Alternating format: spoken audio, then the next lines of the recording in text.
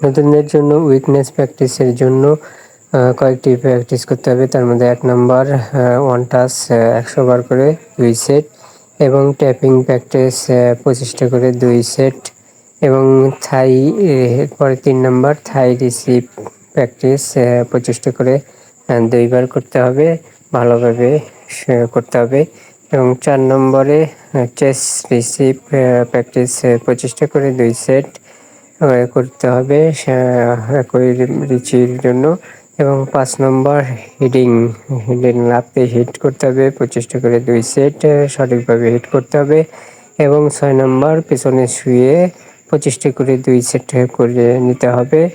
দ্রুত গতিতে করতে হবে, তাহলে ভালো হবে এবং সামনে শুয়ে হেডিং প্র্যাকটিস ২ সেট করে ২৫টা করে প্র্যাকটিস করতে হবে। তাহলেই সবাই উন্নত খেলোয়াড় হতে পারবেন। ভালো থাকবেন।